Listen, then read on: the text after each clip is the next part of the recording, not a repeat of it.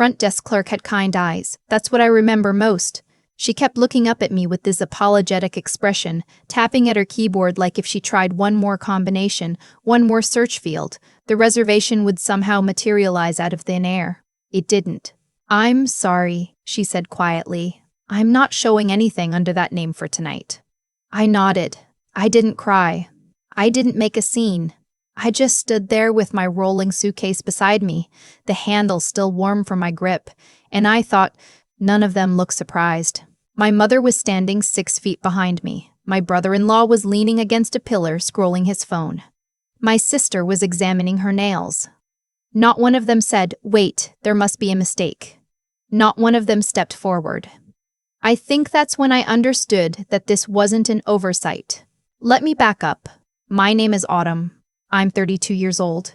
I work as a physical therapist at an outpatient clinic in Columbus, Ohio. I own my car outright. I have a savings account I actually contribute to every month. I pack my lunch 4 days out of 5, not because I have to, but because I decided a long time ago that the small disciplines are what keep you standing when the ground shifts. My sister, Brooke. Wait, I can't use that name. My sister. I'll just call her my sister because honestly, that title is doing a lot of heavy lifting in the story, and it deserves to be front and center.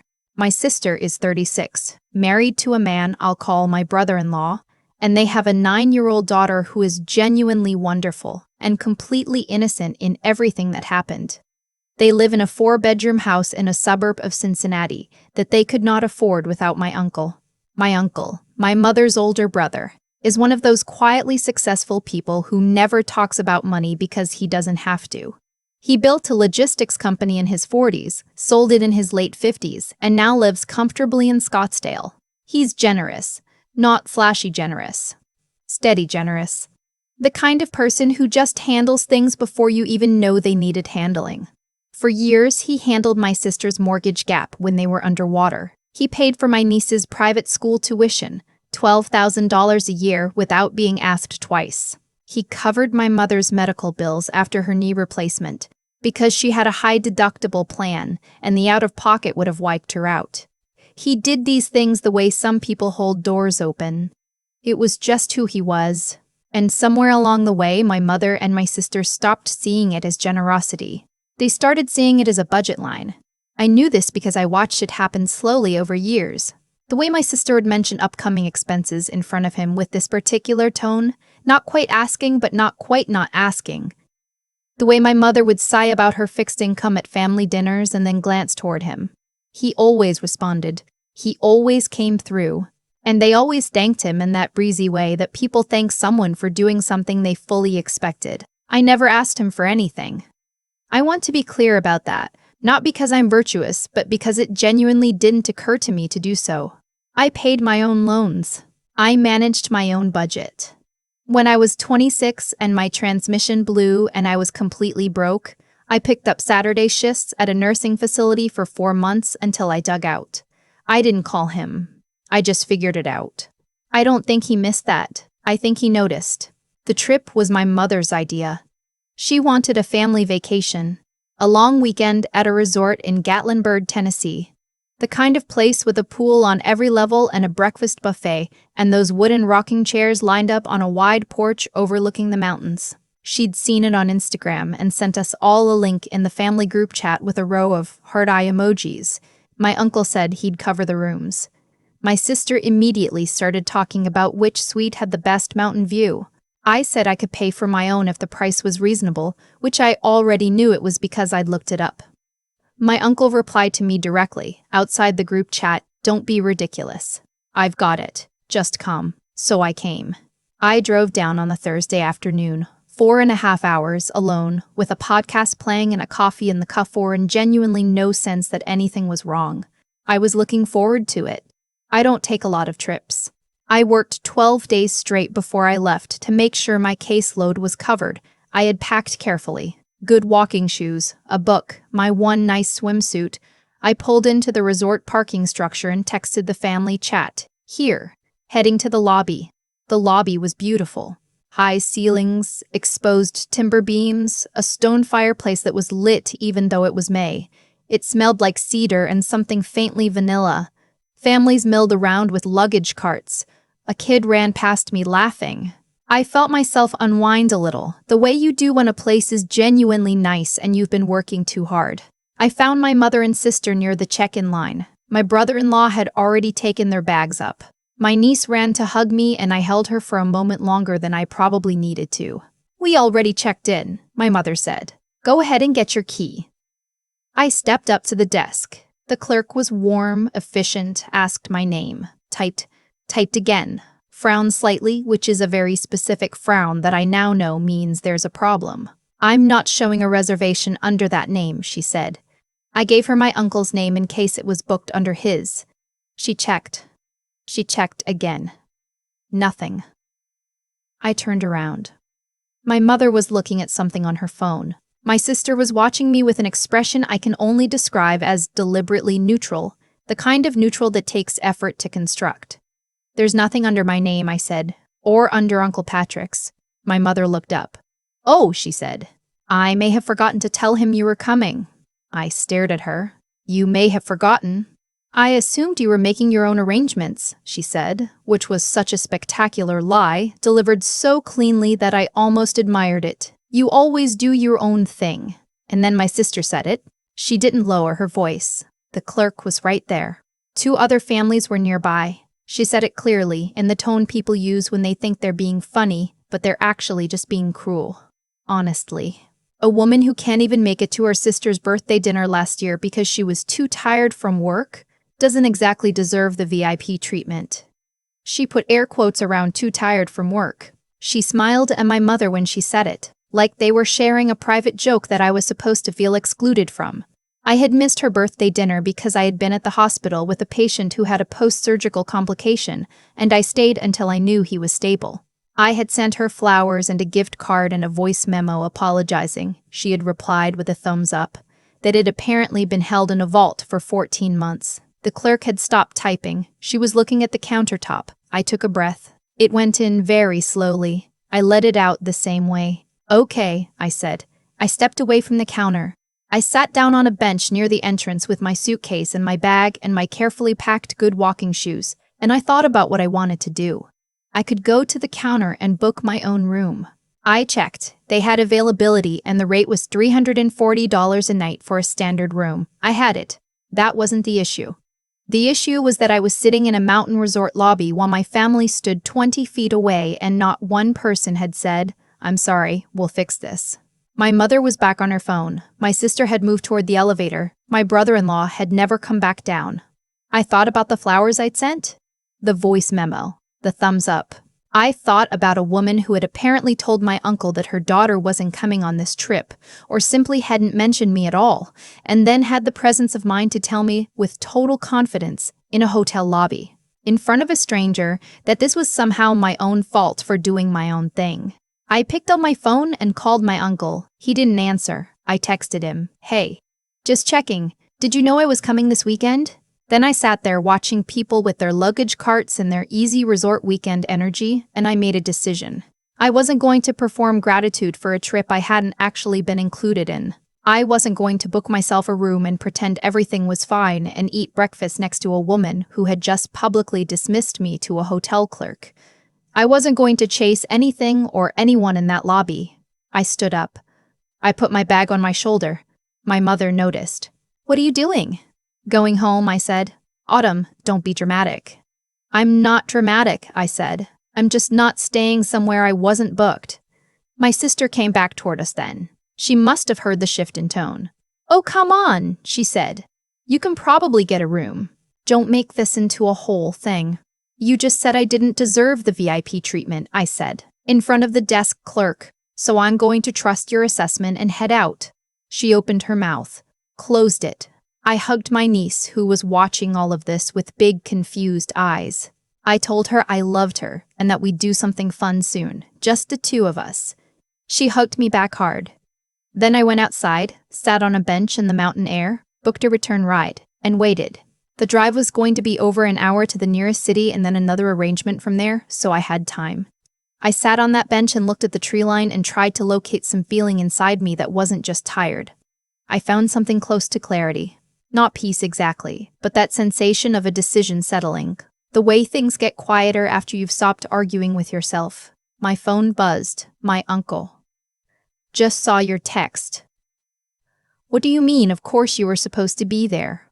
I booked 4 rooms. 1 for your mother, 1 for your sister's family, 1 for you, and 1 for me. What's going on? I read it twice. Then I wrote back, very carefully, exactly what had happened. His response took a few minutes. When it came, it was short. Where are you right now? Outside. On a bench. I'm getting a ride home. Don't leave yet. Give me 20 minutes. I didn't know what 20 minutes meant. I almost left anyway. The ride had already been booked. But something made me cancel it. I waited. From where I was sitting, I could see part of the resort's upper terrace. I didn't know my uncle had arrived that afternoon and checked in before any of us. I didn't know his room faced the front of the property. I didn't know he'd been standing on his balcony when I walked to my car the first time to get something from my bag, or that he'd seen me come back with my suitcase and sit down alone on the bench. I didn't know he'd been watching the whole thing. He came downstairs looking the way he does when he's not raising his voice, but you can tell he very much could, completely still, jaw set. He sat next to me on the bench for a moment. Tell me everything, he said, from the beginning. So I did. I told him about arriving, about the clerk, about my mother saying she'd forgotten to tell him I was coming, about my sister's comment, all of it. He was quiet through the whole thing. Then he said, your mother told me this morning that you'd decided not to come, that you'd backed out last minute. I looked at him. She told you I wasn't coming. Yes, but she didn't tell me that. No, he said. I don't think she did. We sat there for a moment with that between us. I saw you through the window, he said. When you were at the counter, I saw your face. He paused, and I heard what your sister said to you. I didn't say anything. I'm sorry that happened, he said. That was wrong. It was disrespectful and unkind, and it was wrong. He stood up. He looked at the building for a moment like he was making some internal calculation. Go get a coffee somewhere, he said. Give me an hour. I don't know exactly what happened in that hour. I wasn't there. What I know is what my uncle told me afterward, and what eventually came out in various phone calls over the following weeks. He went back inside. He called my mother and my sister down to the lobby. Not up to a room. Down to the lobby, which apparently made the nature of the conversation clear before it started. He told them what he had seen and what he had heard. He told them that he had booked and paid for a room for me specifically, and that he had been told I wasn't coming. My mother apparently tried to explain that it had been a miscommunication. My sister apparently said some version of she was making it into a bigger deal than it was. My uncle, who built a company from scratch and has been reading rooms correctly for 60+ years, said, I don't think she was. Then he said something that I think about a lot. He said, I've watched this family treat Autumn like an afterthought for years. I've watched her show up for every single one of you. And I've watched you treat my generosity like it's your due, and treat the one person in this family who has never asked me for a single thing like she's invisible. That ends today. He didn't yell. My uncle doesn't yell. He paid for my room for the weekend, the one he'd already booked, which had been sitting empty under my name, and he told me to come back whenever I was ready, that the key would be at the front desk. He also told my mother and sister, quietly and clearly, that he would not be continuing to cover the things he had been covering, not their mortgage supplement, not my niece's private school tuition, not the car payments he'd been quietly handling from my brother-in-law for the past 2 years, which I hadn't even known about. All of it. Done. Not immediately. He wasn't cruel about it. He gave them a timeline. But he made it clear that it was a decision, not a conversation. I did go back. I wasn't sure I would, but I thought about my niece, and I thought about the room that was already paid for, and I thought about the fact that running home would feel like losing something I hadn't actually lost. So I went back. I got my key. I went up to my room, which had a view of the mountains and a small balcony and thick white towels and everything you'd want from a place like that. I stood on the balcony for a long time and watched the ridgeline go purple in the evening. My uncle knocked on my door that night and took me to dinner, just the 2 of us, at a restaurant in town. We talked about everything except what had happened. He asked about my patience. I asked about his golf game. We split a piece of pie. It was the most normal 2 hours of the whole weekend. My mother texted me once. I hope you understand, I never meant to hurt you. I read it and put my phone face down. My sister didn't text at all. That was 7 months ago. A lot has changed. Some things have not. My niece is in public school now. A good one, actually, with a strong arts program. She seems fine. Kids are more adaptable than adults give them credit for. I take her out once a month, and she talks the whole time, which I love. My sister and I have not spoken beyond the bare functional minimum required by family events. I'm not actively hostile. I'm just done performing warmth. I don't feel, for the sake of keeping the peace in a room she's comfortable in. My mother and I have had 2 real conversations since the trip. They've been hard. She doesn't fully take responsibility. She uses language like things got complicated, and there were misunderstandings. But she's also clearly aware that something shifted in a way she can't simply smooth over with a phone call. I think that's progress. I'm not sure what I want from her yet. I'm sitting with that. My uncle called me last month, just to check in. He asked how I was doing. I told him I was good, and I meant it. You know, he said. I should have said something years ago. It wasn't your job, I told him. Maybe not, he said. But I watched, and I didn't say anything, and that's a kind of permission too. I thought about that for a long time after we hung up. I think the hardest thing about families like mine, and I know there are a lot of them, I've heard enough of your stories in the comments to know this is not unusual, is that the harm isn't usually loud. It's not one explosion. It's 10 years of your name left off a reservation. It's the thumbs up after the voice memo. It's the way a room of people who love you can watch you standing alone at a hotel counter and not move.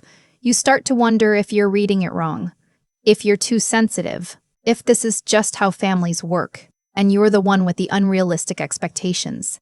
And then one day someone who has been watching longer than you realized looks at you and says, I saw your face.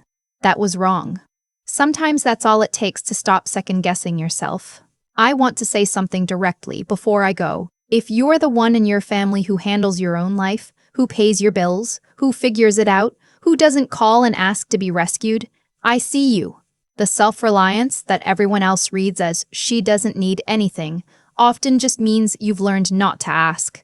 That's not the same as not needing, and it doesn't mean you should have to earn your seat at the table by being the low-maintenance one while other people's needs get treated as a shared family project. You are allowed to expect basic consideration.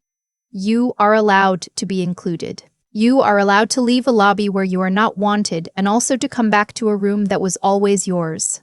It took me a while to understand that leaving wasn't defeat. Knowing when you're done is not the same as giving up. Sometimes the most dignity you can hold on to is the kind that walks itself quietly to the door. I'm Autumn. I'm watching from Columbus, Ohio, and I'm really glad you're here. I've thought a lot about what my uncle said on the phone that night, that watching and saying nothing is its own kind of permission. He wasn't letting himself off the hook lightly when he said it. He meant it. And the more I've turned it over in my mind, the more I think it's one of the truest things anyone has said to me in a long time.